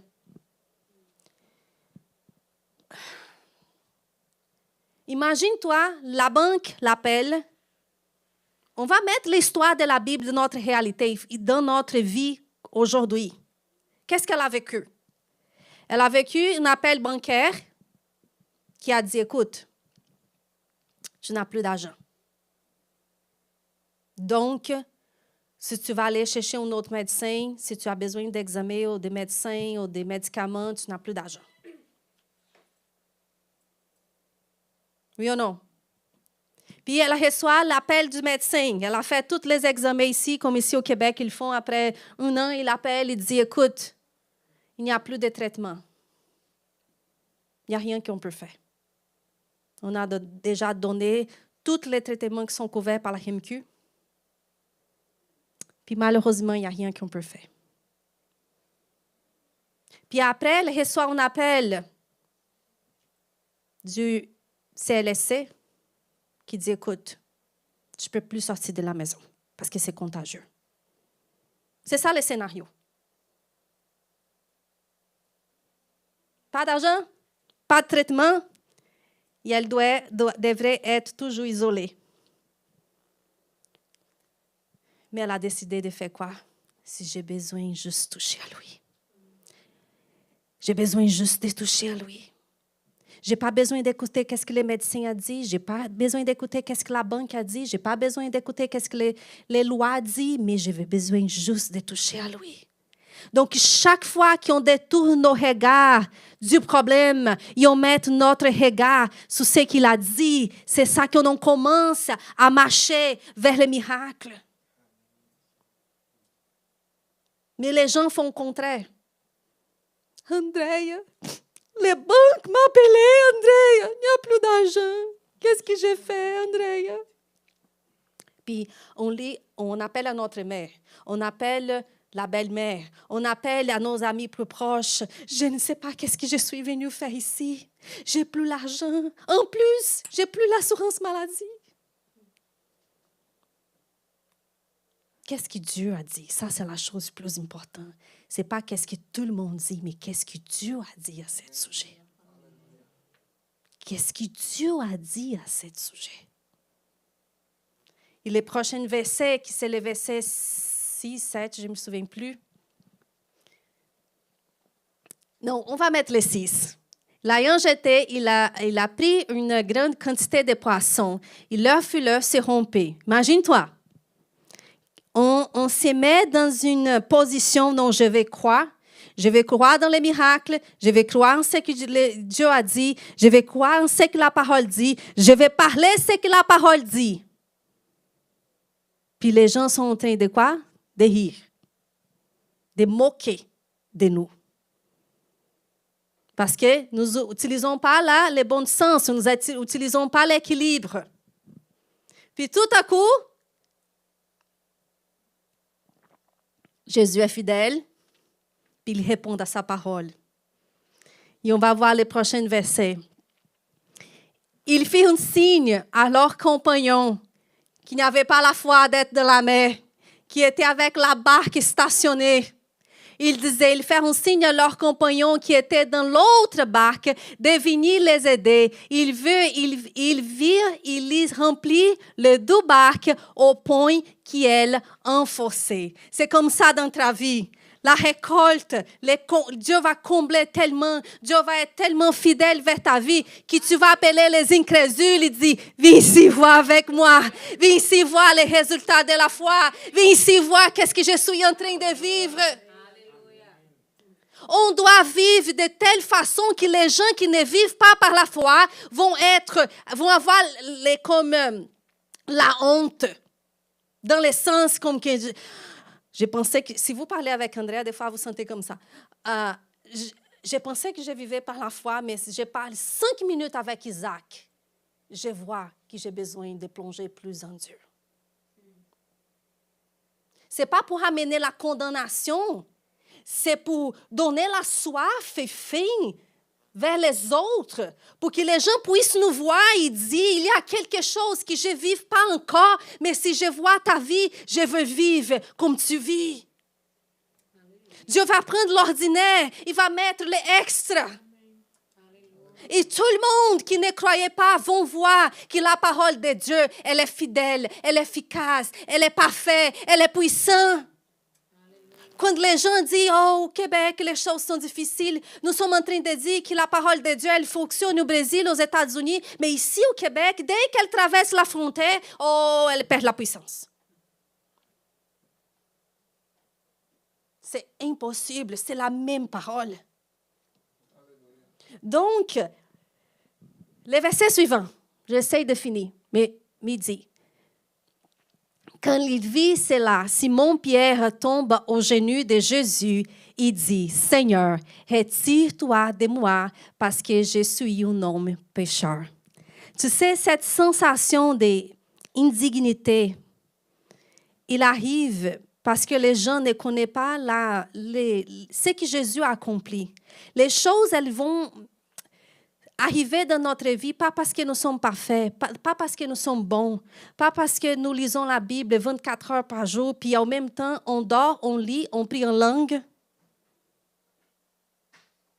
Parce que les gens pensent que les autres qui font quelque chose, qui vivent des miracles, c'est parce que leur vie, c'est différent, parce qu'ils ont plus de foi, non, parce qu'ils prient beaucoup. Non, des fois, c'est juste parce qu'elle a compris qu'il y a la justice de Dieu et que Dieu habite en elle. Il sait que Dieu a dit dans sa parole, c'est assez, point final. Donc, dans notre vie, il n'y a pas de place pour ce sentiment d'infériorité. Jésus, éloigne-toi de moi parce que je suis un pécheur. Non, Seigneur. Merci parce que tu es proche, parce que je suis justice de Dieu grâce à ta croix. Alléluia. On ne peut pas vivre, on ne peut pas marcher sur la terre avec Jésus et penser que nous sommes comme les autres. Un tiers de mon être est face à face avec le Saint-Esprit. Comment est-ce que je peux vouloir vivre comme les gens naturels? Je ne suis pas naturel. Acceptez le fait que les croyants partout le monde, ils ne sont pas des gens naturels, tant que tels. Nous avons un tiers de notre être qui c'est déjà la maison de l'Éternel, qui est déjà prêt à recevoir l'héritage et rentrer dans le royaume de Dieu. Comment est-ce que je peux vivre une vie ordinaire ici sur la terre? C'est impossible, sauf si j'ai choisi. Si quand Dieu me lance de faire des choses par la foi. Et quand je dis de vivre par la foi, c'est des choses simples. Par exemple, la tristesse frappe la porte. Lundi, -20. -20, lundi, la tristesse frappe ma porte. Dans cette situation simple de ma vie, comment est-ce que je vais vivre par la foi? La tristesse, c'est un sentiment, mais comment est-ce que je vais vivre par la foi, Juliana? La neige, elle est réelle. Le froid, elle est réel. Mais la joie de l'Éternel en moi est réelle aussi. Puis je commence à me mettre d'accord avec la parole. Et je commence à dire, Seigneur, merci, parce que la joie de l'Éternel est ma force. Oh, merci, Seigneur, parce que la joie, c'est un fruit de l'Esprit. Oh, Seigneur, maintenant, je vais saisir. Maintenant, je vais toucher la foi. Par la foi, la joie qui est déjà à mon intérieur. Et tu commences à se réjouir dans la présence de l'Éternel. Et je peux te dire, après 5-10 minutes, la neige est encore froide. Ailleurs, à l'extérieur, est encore froid. Mais tu n'as plus de tristesse. Tu as accédé à la joie de l'Éternel qui est en toi par la foi. Mais tu sais, le travail de décider à croire, Dieu ne va pas faire pour toi. Donc, et c'est intéressant que tout ce qui est écrit dans la parole, toutes les histoires qu'on a lues, qu'on a à lire, toutes sont des choses que Dieu nous a laissées pour nous enseigner, pour nous apprendre. Donc, on doit arrêter d'écouter le naturel et vraiment écouter Dieu pour vivre le surnaturel. Donc, c'est intéressant que j'ai écouté une phrase, ça ne vient pas de moi, donc je ne vais pas prendre le crédit, mais une phrase qui disait comme ça: la foi n'est pas attendre tout changer. La foi, elle n'attend pas que tout change, mais la foi, c'est marcher comme si tout était déjà changé. Pourquoi est-ce que les gens ne défont pas les valises? Parce qu'un jour, elle va aller dans une place qu'elle va être heureuse. Pourquoi est-ce que la personne ne défait pas la valise? Non, j'habite dans cet appartement ici, mais c'est trop petit. Un jour, je vais acheter ma maison, puis je vais acheter des mobiles que je veux. Je ne suis pas content avec le travail que j'ai, mais un jour, ça, ce n'est pas marcher par la foi. Marcher par la foi, c'est marcher comme si tout ce qu'on voulait était déjà arrivé, puis on marche en pleine joie ici sur la terre. Un jour, je vais être guéri. Non, marche comme si tu étais déjà guéri.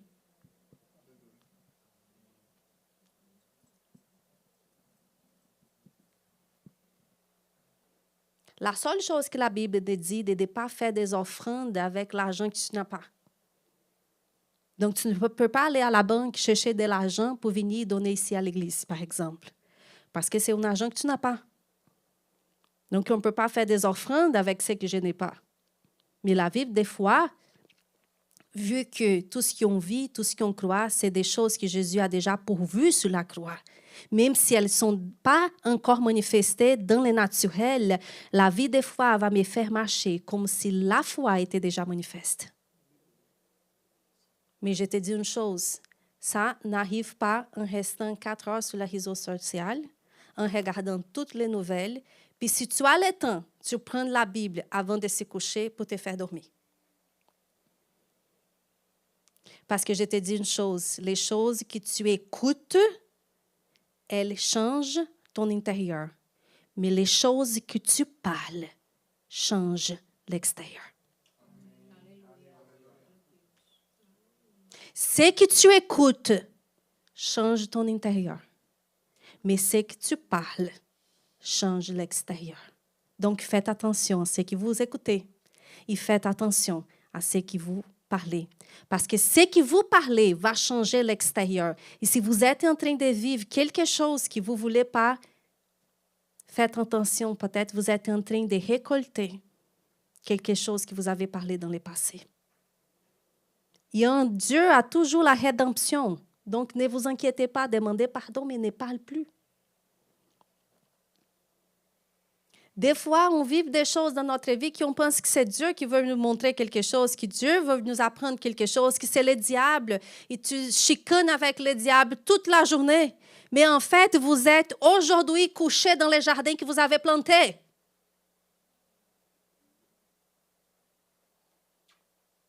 Oui ou non? C'est dur. Je prêche à moi. Je n'ai aucun problème de parler de la parole de Dieu parce que je ne suis pas ici dans une position « écoute, j'ai vu déjà tout ». Non. Mais tu sais, l'année de 2026, il peut être différent si je me mets dans la position « c'est comme ça que je vais vivre ». Je te dis une chose, je veux aller dans les supermarchés avec Dieu, je veux aller travailler avec Dieu, je veux avoir des repas avec Dieu. S'il y a quelque chose que je ne peux pas faire avec Dieu, je ne veux pas faire. On ne sépare pas, mon travail, j'ai fait sans Dieu, et puis quand j'arrive à la maison, quand je ferme la porte. Non, on vit avec Dieu. Jésus est l'exemple. Comment vivre la vie aujourd'hui ici sur la terre. Amen. Puis j'ai dit une chose, ce n'est pas confortable pour la chair, la vie des fois.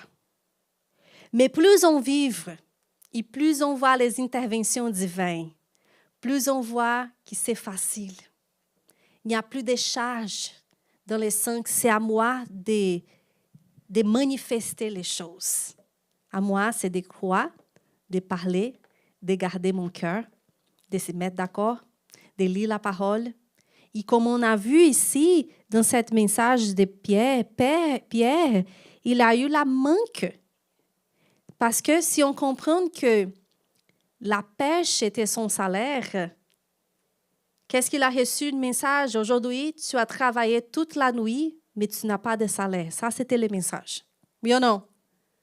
Mais je pose la question, est-ce que c'était la volonté de Dieu? Non. Parce que le moment qu'il a cru, qu'il a écouté la parole, qu'il écoutait l'évangile du royaume, dans les mêmes places, dans les mêmes lots, dans la même barque, la situation a changé. La seule chose qu'il y avait de différence dans une situation pendant la nuit et la situation pendant la matinée, c'était la parole. Oui ou non? Donc, j'aimerais vous encourager. 2026, on va vivre, on vit par la foi. On va défaire les valises.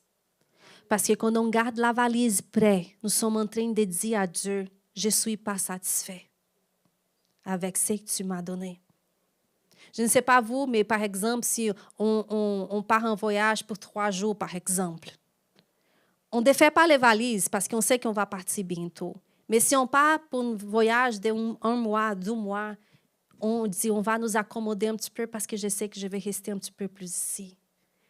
Même si tu sais que tu vas partir en 2, 3 mois, tu défais les valises pour profiter le temps que tu es là. Et Dieu, je vous dis une chose, cette parole, l'autre jour, quelqu'un m'appelait du Brésil pour raconter l'histoire. Elle disait, Juliana, je suis plus capable de vivre ici, telle chose, situation, la saison est finie. Puis plus elle parlait, elle attendait une parole de moi. Et la parole qui sortait de ma bouche, c'est dit, le problème, c'est que tu n'as jamais défait les valises. Tu es en train de dire, Seigneur, je ne suis pas satisfait avec la place où je suis. L'église où je suis, ce que je suis en train de faire, donc je laisse la valise prête. Parce que tu sais, Seigneur, je vais partir d'ici, là. Je me rappelle quand j'ai fini, mais je me rappelle quand je me rencontrais avec Josaphat et Bianca. Ça faisait 4 ans que j'ai prié pour quelqu'un de l'église Verbe de la Vie arriver ici, les gradués Rema arriver ici. Ça faisait 4 ans que j'ai prié. Puis Josaphat et Bianca arrivent. Puis je disais, Josaphat, on va ouvrir l'église, tout de suite. Puis il dit, non, Juliana, je viens d'arriver. Je dis, non, ça fait 4 ans que j'ai prié, on va ouvrir l'église. Ils étaient chez nous parce qu'ils n'avaient même pas une maison, Bianca était enceinte. Puis on dit, on va commencer les premiers cultes. Je me souviens, elle avait un MP3. Elle avait un téléphone avec MP3. Puis on a fait les premières chansons chez nous. Puis après quelques mois, non, après 1 an et demi, Josaphat a dit, on a besoin d'établir les ministères d'une façon administrative pendant le gouvernement. Puis j'ai dit à Josaphat, écoute, je ne veux pas être partie des gens responsables pour les ministères vers le gouvernement parce que je vais quitter. 2011. Il dit, non, Juliana, on va ouvrir l'église, j'ai besoin de toi parce que tu es déjà une citoyenne. Puis on va. Et je dis, OK, je donne mon nom, mais écoute, je ne veux pas faire partie des réunions de leadership parce que je veux partir d'ici. Josaphat, avec son homme patient, il dit, écoute, Juliana, tu vas participer de toutes les réunions de leadership, puis un jour, quand tu pars, je te remplace pour une autre personne. Il est parti. Moi, j'ai resté. Mais, tu sais, qu'est-ce que j'étais en train de dire à Josaphat? Vous êtes la réponse de ma prière, mais maintenant, je ne veux plus. Parce que Roche, à l'époque, il ne trouvait pas de travail. Puis, on avait des amis, des pasteurs qui étaient à Toronto, qui disaient, Roche, si tu viens, on t'embauche tout de suite. Parce qu'on avait des amis qui étaient entrepreneurs. Puis, on avait des gens qui, à l'époque, travaillaient pour UPS. Puis il disait, Horst, si tu viens vendredi, lundi, tu commences à travailler. Ça faisait déjà beaucoup de temps qu'il cherchait du travail. Quelle tentation! Je n'ai pas besoin d'être spirituel pour dire oui. Non. Pas toutes les réponses naturelles, elles ne viennent pas de Dieu. Puis c'est intéressant que je disais à Josaphat à l'époque, puis on appelle ça, comment est-ce qu'on dit ça en français? A diretoria, amor, a parte administrativa, tem nome em francês específico que a gente chama isso. Board of Directors. How do we say that? Board Directors in French? Borders, like le conseil administratif. Oui. On a la québécoise qu'il faut poser les questions, hein? Teacher. Le conseil administratif. Puis, quand je disais à Josaphat, je ne veux pas faire partie du conseil administratif, qu'est-ce que j'étais en train de dire? Dieu, mes valises sont déjà prêtes. Je ne veux pas être présent ici. Je veux partir. Donc, je vous dis ça parce que des fois, Dieu a toujours les bateaux, la barque pleine pour nous. Ça, c'est la volonté de Dieu. Mais il faut coopérer avec la volonté de Dieu. Il faut vouloir ce que Dieu veut. Donc, décider l'année de 2026, de dire et de prier et de dire, Seigneur, je ne veux plus vivre mes rêves, mais que tes rêves soient plantés dans mon cœur et je veux vivre tes rêves pour ma vie. Quand la parole dit, je sais quelles sortes de pensées j'ai pour vous sont des pensées de paix, pas de mal, pour vous donner ce que vous désirez.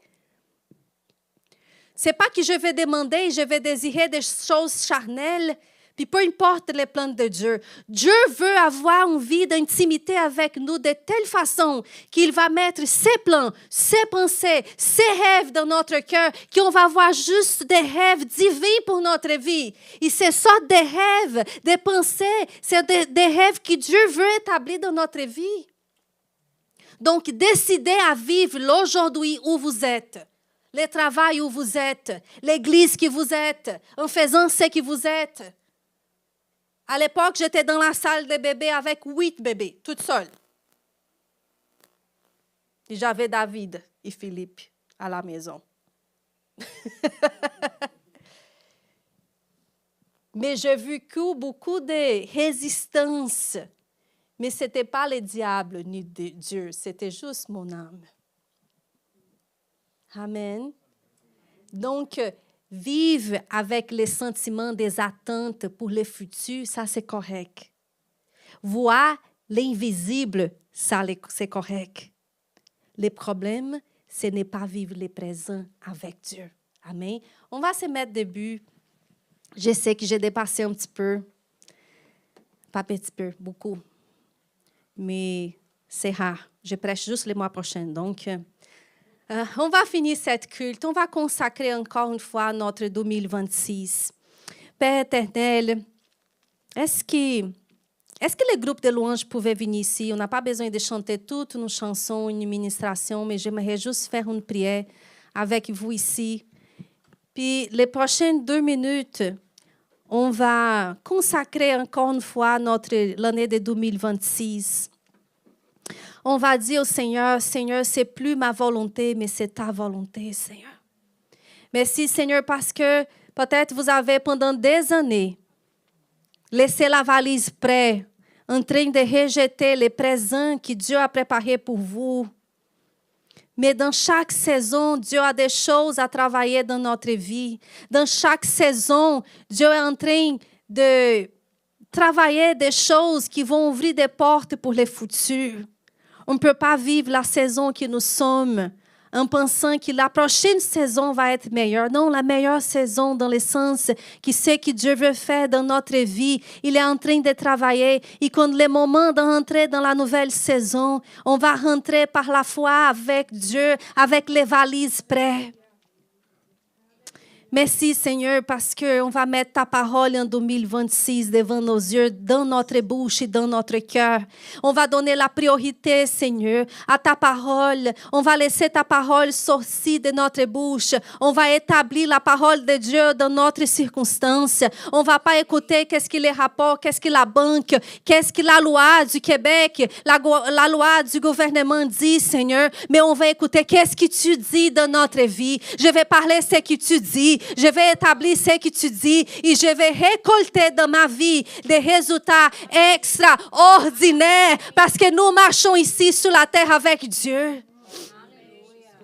Oh, alléluia, merci Père. Merci Seigneur parce que nous sommes appelés pour les surnaturels. Au ciel, je n'ai pas besoin de puissance. Au ciel, je n'ai pas besoin, Seigneur, du Saint-Esprit pour faire les choses. Mais merci Seigneur parce que nous marchons avec toi ici sur la terre. Oh Seigneur, si Moïse était capable d'ouvrir, Seigneur, la mer avec un bâton, qu'est-ce que nous, en tant qu'Église, sommes capables de faire avec le Saint-Esprit en nous, Seigneur? Pardon, Seigneur, parce que dans le passé, nous avons écouté, Seigneur, les rapports, Seigneur, de la terre, que la terre n'était pas bonne, que la terre était le cimetière des missionnaires, que la terre, Seigneur, n'était pas bonne, Seigneur, mais on ne veut plus écouter ce que le monde dit. La terre est bonne parce que je suis ici. La terre est bonne parce que le Saint-Esprit est là. La terre est bonne parce que la croix a la puissance. Seigneur, oh Seigneur, la terre est bonne parce que tu es ici, Seigneur. Amen. Merci parce que ta parole n'est pas dit, Seigneur, il connaîtrait la réalité. Et la réalité vous rendra libre. Mais ta parole dit, il connaîtrait la vérité, pas la réalité, mais la vérité, pas la réalité, Père. Je te remercie, Seigneur, au nom de Jésus. Amen. Alléluia, il est fidèle.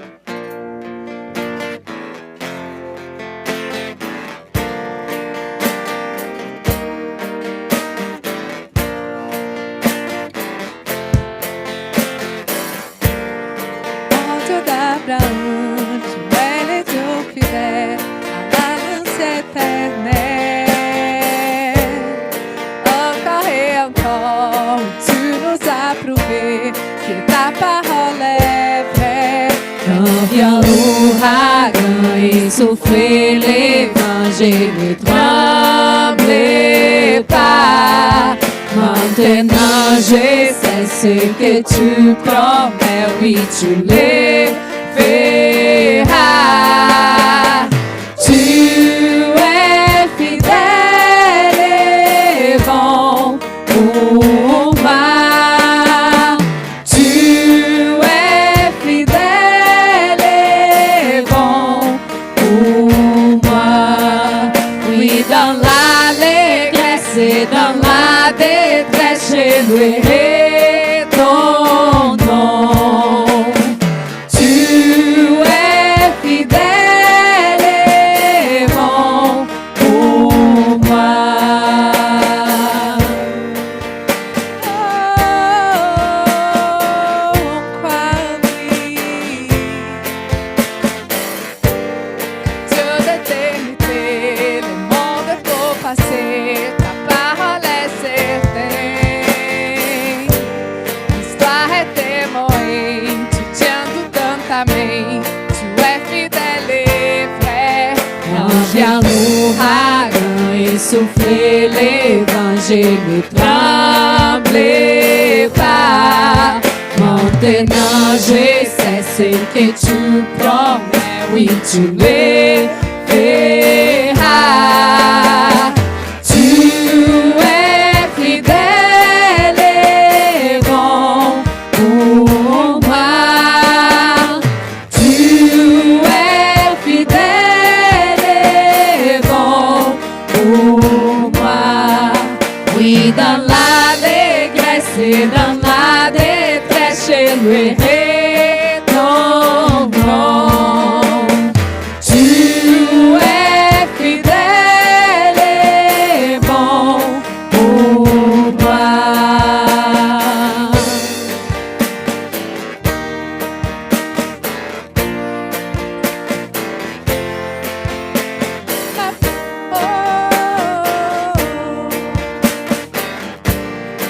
Notre foi est en Jésus.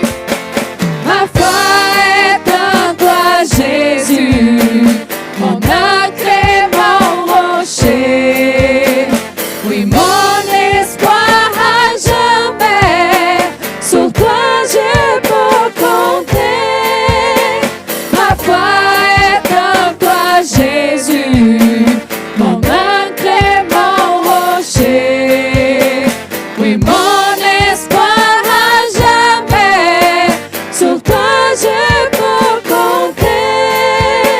Sur toi je peux compter. Tu es fidèle et bon pour moi. Tu es fidèle et bon pour moi. Oui, dans l'allégresse et dans la détresse, je louerai ton nom. Tu es fidèle et bon pour moi. Ayez une semaine bénie. Puis soyez prêts pour lundi matin. Jetez les filets. Amen. Puis obéissez à Dieu. Je vous aime.